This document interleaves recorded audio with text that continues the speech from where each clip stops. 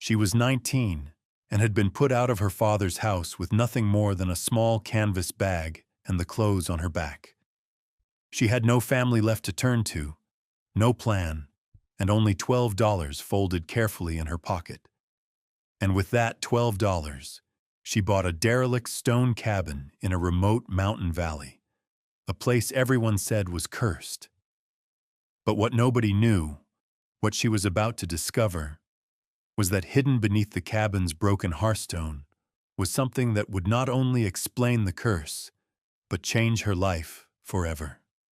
If you believe in the power of forgotten places and the strength of a quiet heart, follow our channel for more stories like Eliza's. Eliza Mayhew was born in the spring of 1888 in a small, tidy house on the eastern edge of the town of Mill Creek. Her mother, Eleanor, was a woman who seemed to carry the scent of wildflowers and baked bread with her wherever she went, and she taught Eliza the names of the constellations and the birds that nested in the eaves of their home. Her father, Thomas Mayhew, was a clerk for the lumber company, a man of neat ledgers and quiet habits, whose love for his daughter was genuine but expressed in shy, infrequent gestures. For the first 7 years of her life, Eliza's world was small and secure, held together by the rhythm of her mother's humming and the predictable scratch of her father's pen in the evenings. Then, in the autumn of her 7th year, a fever swept through the town, and Eleanor was taken by it. The house fell silent, the scent of wildflowers faded, and Thomas Mayhew retreated further into his ledgers, as if the columns of numbers could impose order on a world that had become unbearably chaotic. A year later, he married Agnes, a widow from a neighboring town, a woman as practical and unadorned as a riverstone. Agnes kept a clean house and managed the budget with fierce efficiency, but she looked at Eliza as another column in the ledger, an expense to be managed, a duty to be fulfilled. In this quiet, emotionally barren landscape, Eliza found a strange and unexpected refuge in the workshop of their neighbor, Silas Blackwood. Silas was a carpenter and widower in his late 60s, a man who had outlived his wife and his only son. His hands were gnarled and stained with wood pitch, but they moved with a slow, certain grace. He spoke little, but he saw the watchful, lonely girl who stood at the edge of his property, peering into the open doors of his workshop. He never invited her in with words. One afternoon, he simply set a small block of soft pine and a whittling knife on a stump just inside the doorway and went back to his work.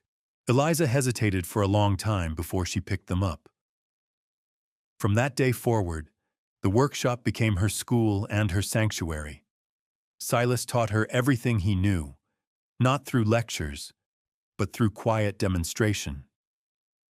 He showed her how to read the grain of a piece of oak, how to feel the readiness of a freshly sharpened plane blade with the ball of her thumb. She learned the different sounds a handsaw makes biting into maple versus pine, and the precise, satisfying tap of a mallet seating a mortise and tenon joint. He taught her how to mix lime mortar, how to judge its consistency by the way it clung to the trowel, and how to lay a fieldstone so it would hold for a century. He never praised her directly, but when she successfully cut her first dovetail joint, he ran his calloused finger over the interlocking pieces and gave a single, slow nod. That nod was more precious to Eliza than any ribbon or award. For her 16th birthday, he gave her a small carving knife of his own making. The blade was fine Swedish steel, and the handle was carved from a piece of apple wood from his own yard, worn smooth and dark with linseed oil. It fit her hand perfectly. It was the only gift she had ever received that felt like it was truly meant for her. It was a tool, not a trinket, a recognition of her competence, of the capable person he saw her becoming. She kept it with her always. The day she was cast out was a Tuesday in late September. She had spent the morning helping Silas repair a fence, and she walked home with the satisfying ache of good work in her shoulders. But when she reached the house, she found the front door locked. This was unusual. On the porch sat her small canvas bag, the one she used for carrying books or supplies. Pinned to it was a folded piece of paper. Her heart did not race. It simply grew still and heavy in her chest, a cold, smooth stone. She recognized the sharp, economical handwriting of her stepmother, Agnes. The note was brief. "Eliza," it read, "you are 19 now, a woman grown. It is time you made your own way in the world. Your father and I have done our duty by you. Your things are in this bag. We wish you well, but do not return here. It would be an inconvenience." There was no signature, but none was needed. She looked through the front window and saw her father sitting at the dining table, his back to her, staring down at one of his ledgers. He did not turn. He did not move. He was a man locked inside his own quiet prison of grief and weakness. Eliza felt a deep, hollow ache, but no tears came. Crying would not change the locked door or the words on the paper. It would not make her father turn around.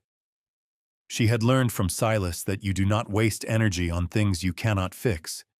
You assess the material you have, you take up your tools, and you begin the work that is in front of you.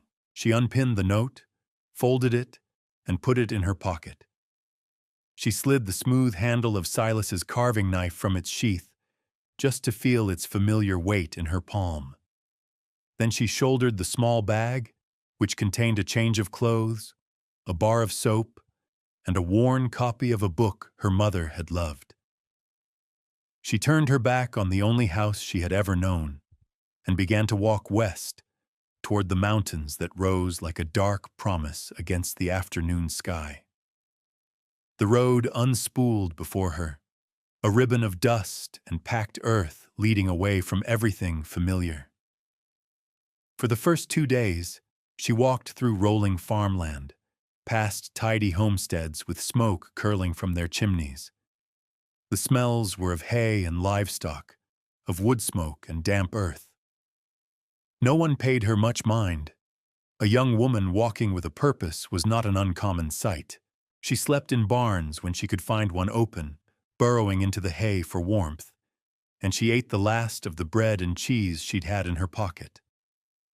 She bought a little more at a crossroads store with a few of the coins she'd saved from odd jobs. The physical act of walking was a strange comfort. The steady rhythm of her own feet on the road, the swing of her arms, the deep pull of air into her lungs. It was a kind of work, and work was something she understood. It kept the hollowness in her chest from consuming her entirely. On the 3rd day, the landscape began to change. The gentle hills gave way to steeper inclines, and the farms grew smaller and farther apart. The air grew thinner, sharper, scented with pine and the cold mineral tang of stone. The road became a track, winding its way up into the foothills of the Cobalt Mountains. This was unfamiliar territory, wilder and more formidable than the neat world she had left behind. She saw deer moving like ghosts through the trees at dusk and heard the cry of a hawk circling high overhead. She felt small here, but not afraid. The vastness of the mountains was an honest thing. It didn't pretend to be welcoming, it simply was. It made the quiet cruelty of her father's house seem petty and distant. She was walking toward Whisper Creek Valley, a place she had only heard of in passing. A remote valley rumored to have good water and unclaimed land. On the evening of the 4th day, she crested a high ridge and saw it spread out below her. The valley was a deep green bowl carved between 2 towering peaks, a silver creek winding through its center. A handful of lights twinkled near the valley mouth, a tiny settlement clinging to the edge of the wilderness. She stood there for a long time as the sun set, bathing the peaks in shades of rose and violet. She felt a stillness settle over her, the first she had felt since finding the note on her bag. This was a place where a person could start over. This was a place where a person could build something that was their own. She adjusted the bag on her shoulder and began the long walk down into the valley. The settlement at the mouth of Whisper Creek was little more than a general store, a blacksmith's forge, and a half-dozen houses. The man who ran the store also served as the land agent. His name was Arthur Abernathy, a man whose face was a roadmap of wrinkles and whose suspenders seemed to be the only thing holding his stooped frame together. He peered at Eliza over a pair of spectacles perched on the end of his nose. "Looking for work?" he asked, his voice a dry rustle. "I'm looking for a place," Eliza said, her own voice steady. "Some land. A cabin, maybe." Abernathy grunted and pulled a large, leather-bound book from under the counter. "Not much for sale. The Miller place is spoken for. The old logging camp is too far up canyon. There is one property." He paused, tapping a long finger on a page. "The Vance place. Stone cabin, 5 acres, right on the creek. Been empty for 10 years now." "Why has it been empty so long?" Eliza asked. He took off his spectacles and polished them on his shirt. "Bad luck follows that place. Esther and Samuel Vance built it. Good people. Lost their boy, Daniel, to the winter fever. A year later, Samuel was killed in a rock slide at the old silver mine. Esther, she stayed on for another year, all alone. Then one day, she was just gone.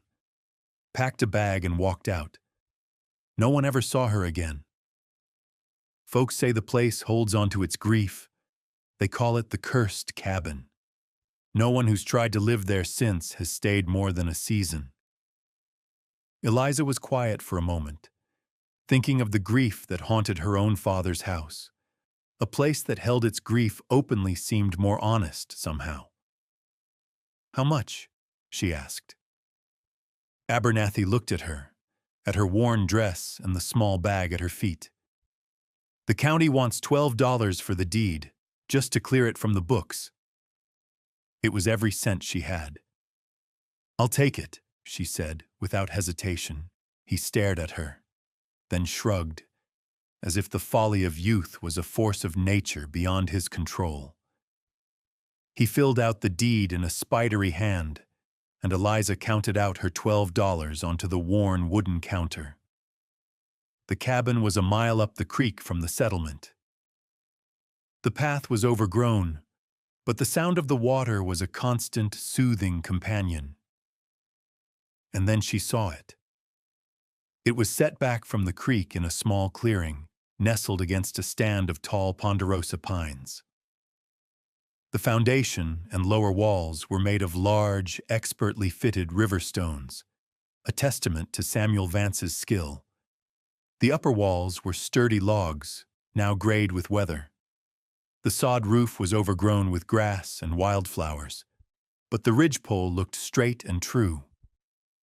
One window was broken, a dark, gaping eye, and the heavy plank door hung crookedly from a single leather hinge. Weeds choked what had once been a small garden. Others saw a ruin, a place of bad luck and sorrow. Eliza saw the good bones. She saw the work of Silas in the tight-fitting stonework and the notched logs. She saw a place that had been built with love and skill, a place that was simply waiting for a pair of capable hands to tend to it again. She walked to the crooked door, pushed it open, and stepped inside. The air was thick with the smell of dust, damp earth, and the faint, lingering scent of a long dead wood fire. It was the smell of a place that had been waiting. For the first few weeks, Eliza worked from dawn until dusk, fueled by a fierce and quiet determination. She swept out the years of accumulated dust, leaves, and mouse nests. She used Silas's knife to cut away the rotted leather hinge on the door, and after a full day of labor, re-hung it using new hinges she fashioned from scavenged strap iron she'd found near the old mine. She patched the hole in the roof, weaving a mat of willow branches and packing it with fresh sod and clay from the creek bank. She spent 2 days carefully removing the broken shards of glass from the window frame and fitting a new pane she bought from Mr. Abernathy with the first dollar she earned doing mending for his wife. The cabin was small, just a single room about 16 feet square, with a sleeping loft above. But it was solid, and with each small repair, it felt more like her own. The heart of the cabin was the large stone hearth that took up most of the back wall. It was a magnificent thing, built for warmth and cooking, but it had a serious flaw. The hearthstone itself, a single massive slab of flat granite, was cracked clear across the middle and had settled unevenly, creating a dangerous tripping hazard and a place for embers to escape. It had to be fixed before she could safely use the fireplace for the winter. This was work that tested the limits of her strength. She found a long, sturdy log to use as a lever and a smaller, rounded stone for a fulcrum. Day after day, she worked at it, slowly, patiently, inching the massive stone upward. Finally, with a great groaning sound, the stone lifted free of its bed of sand and earth. And there, in the hollowed-out space beneath where the center of the stone had rested, was a small, dark object wrapped in oilskin. It was a package, about the size of a loaf of bread, tied securely with twine. Her first thought was that it was a surveyor's mark, or something left by the builders. But it felt too deliberate, too carefully placed. With hands trembling slightly from exertion and a sudden sharp curiosity, she carried the package to the doorway where the light was better. She used Silas's knife to carefully slit the twine. She peeled back the stiff, waxy layers of oilskin. Inside was a small, neatly stacked pile of $20 gold coins, their surfaces gleaming dully in the afternoon light. Beneath the coins was a folded letter, the paper yellowed with age, and resting beside it was a single, smooth, dark river stone, the kind a child might pick up and save for its perfect shape. She carefully unfolded the letter. The handwriting was clear and steady. A woman's hand. It began, "To whoever finds this, in this house I built with my husband, Samuel. My name is Esther Vance. If you are reading this, then I am gone, and the world has not gone as I had hoped." Eliza sat down on the threshold, the cool stone beneath her, and began to read the story of the house, the story of the curse. The letter was dated June of 1878.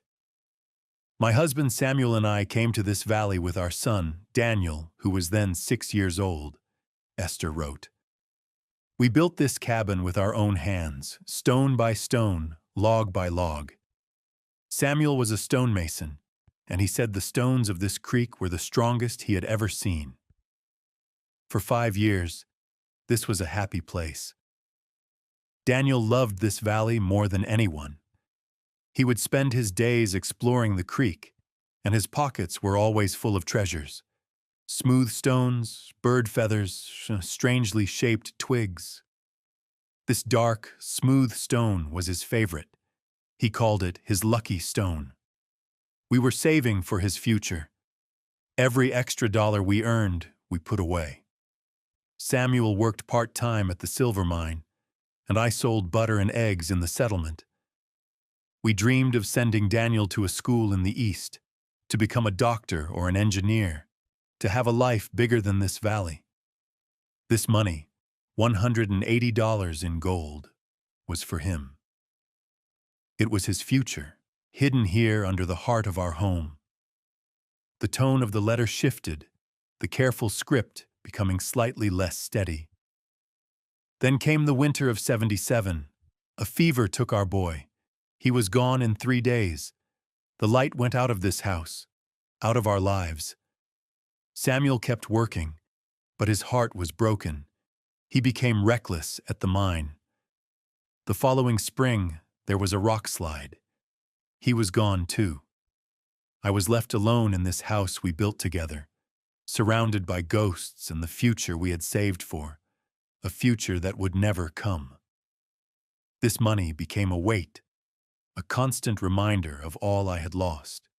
I could not spend it. It was Daniel's. And so, I am leaving it here.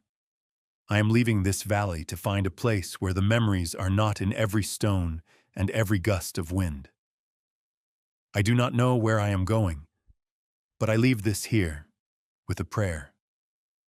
To whoever finds this, I hope you are in need. I hope you are building a life here. Use this money to make this house a home again. Use it to build a future. Do not let this place be a place of sorrow. Let it be a place of new beginnings. Look after our home. And please, if you have a moment, take Daniel's lucky stone down to the creek for him. Let it feel the water one more time. May your life here be blessed with peace. Eliza sat for a long time, the letter in her lap, the heavy gold coins in one hand and the small, cool stone in the other. The cabin was no longer just a structure of wood and stone. It was a vessel of love and loss, a repository of a family's broken dreams. The curse wasn't a malevolent spirit. It was the profound, lingering weight of Esther Vance's sorrow, a grief so heavy she could not bear to stay. Eliza looked around the dusty room, at the solid stone walls Samuel had built, at the hearth that had protected his family's future. She felt a deep and binding connection to these people she had never met.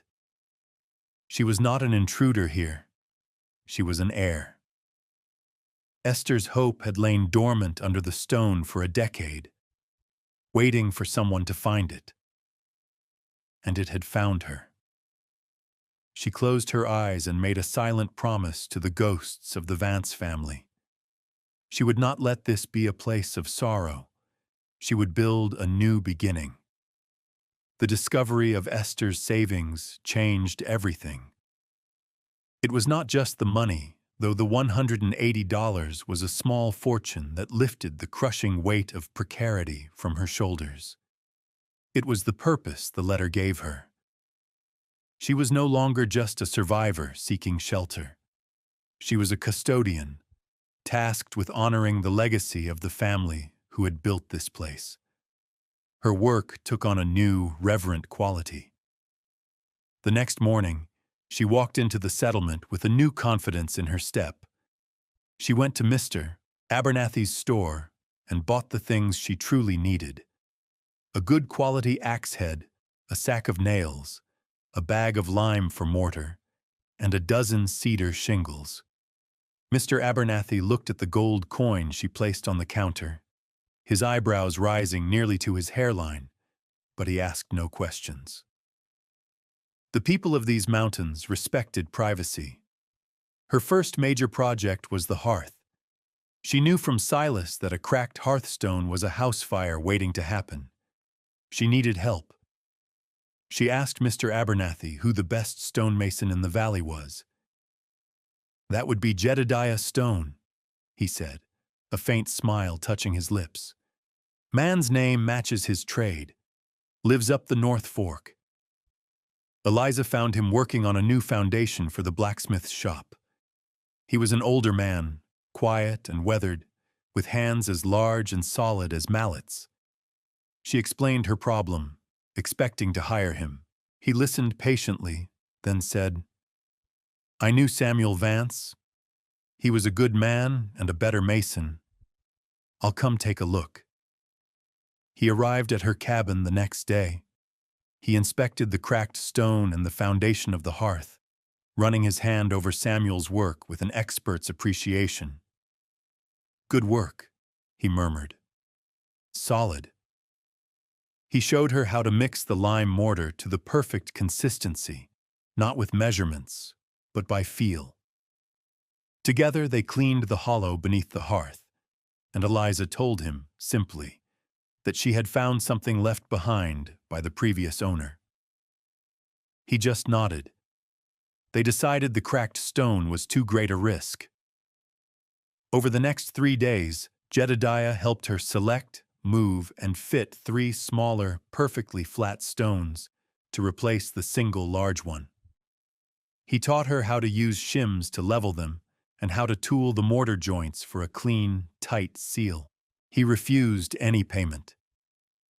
"Call it a professional courtesy," he said, looking at the finished hearth. "For Samuel." With the hearth secure, she turned her attention to the walls.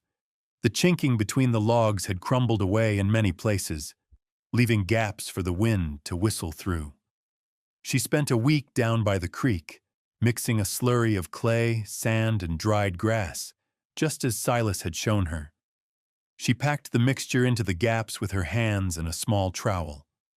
It was slow, messy, satisfying work. Each sealed gap was a victory against the coming winter. She built furniture from salvaged wood she found at the abandoned mine site. A sturdy table, a 3-legged stool, and a bed frame in the loft. She used the joinery Silas had taught her, cutting mortise and tenon joints that fit together snugly without a single nail. The work was hard, but it filled her days and quieted her mind. Every evening, she would light a small fire in her new, safe hearth, and the cabin would fill with a warm, flickering light. It was becoming a home. As the cabin slowly came back to life, so too did Eliza's connection to the small community around her. Her solitary labor had not gone unnoticed. People were accustomed to seeing the Vance place as a decaying monument to sorrow, a place to be hurried past. Now they saw a thin but steady plume of smoke rising from the chimney each morning. They saw a neatly patched roof and a solid, straight-hanging door. They saw work, and in this valley, work was a language everyone understood and respected. The first to bridge the distance was Sarah Miller, a farmer's wife from down the valley. She appeared at Eliza's door one afternoon holding a basket covered with a checkered cloth. She was a woman in her 40s with kind eyes and work-roughened hands. "I saw your smoke," she said, her voice warm. "Thought you might be tired of your own cooking." Inside the basket were a fresh loaf of sourdough bread, a jar of blackberry preserves, and a wedge of cheese. It was more than just food. It was an offering of welcome. Eliza, unaccustomed to such open kindness, could only manage a quiet thank you. But the gratitude in her eyes was clear. Aurora just smiled. "We look after our own here." The visit became a weekly ritual. Sarah would bring bread or fresh eggs, and Eliza would give her a small bundle of the wild mint she'd found growing by the creek. They rarely spoke for long, but a bond of quiet friendship formed in those small exchanges. Jedediah Stone came by a few weeks later, ostensibly to check on the hearth. He brought with him a box of old, but well-cared-for tools that had belonged to his father: a draw knife, an adze, a set of wood chisels. "No use them sitting in my barn," he said gruffly, avoiding her eyes. "A tool needs to be used." Eliza took them with reverence, knowing the immense value of such a gift. She used the draw knife to shape new legs for a bench and the chisels to carve a small shelf to hold her few possessions. Even old Mr. Abernathy seemed to thaw. When she came into the store to buy seeds for a small garden, he added a packet of marigold seeds to her bag. "For luck," he said. "My wife swears by them." The townsfolk stopped calling her cabin the Vance place or the cursed cabin. Now, when they gave directions, they would say, "Go on past Eliza Mayhew's place." She had a name. She had a place. The ghosts of the cabin had not been exorcised. They had been honored. The sorrow had not been erased. It had been integrated into a new story of resilience and renewal. One crisp autumn afternoon, as she was splitting firewood, she fulfilled the last part of her promise to Esther. She took the small, dark river stone from the shelf where she kept it, walked down to the creek, and knelt at the water's edge. She held the stone in the cold, clear current, letting the water rush over it, just as it had when a little boy named Daniel had first picked it up. She didn't say any words aloud, but she sent a silent message of peace out into the quiet valley. The stone, now clean and dark, felt like a connection, a link in a chain of care that stretched back through time. The first snow of winter arrived in early December, falling in thick, silent flakes that blanketed the valley in white. Inside her cabin, Eliza was warm and secure. A stew made with dried beans and a piece of salted pork she'd bought at the store simmered over the fire, filling the single room with a rich, savory steam. The fire crackled in the hearth that she and Jedediah Stone had rebuilt, its stones radiating a deep, steady warmth. The wind howled outside, rattling the pines, but inside, all was calm. The walls, freshly chinked with her own hands, held the wind at bay. The light from the fire danced across the log walls, across the simple, sturdy furniture she had built, across the small shelf next to the hearth. On that shelf sat two objects, side by side. One was the carving knife Silas Blackwood had given her, its applewood handle worn to a deep, familiar patina. It represented the skills she had been taught, the quiet belief of a kind old man who had seen her worth when no one else had. It was the tool that had allowed her to begin. The other object was the smooth, dark river stone that had belonged to Daniel Vance. It represented the gift she had been given, the unexpected grace of a stranger who had turned her own profound loss into a hope for the future. It was the means that had allowed her to build. She sat on her stool, looking from one object to the other, and felt the threads of her life pulling together.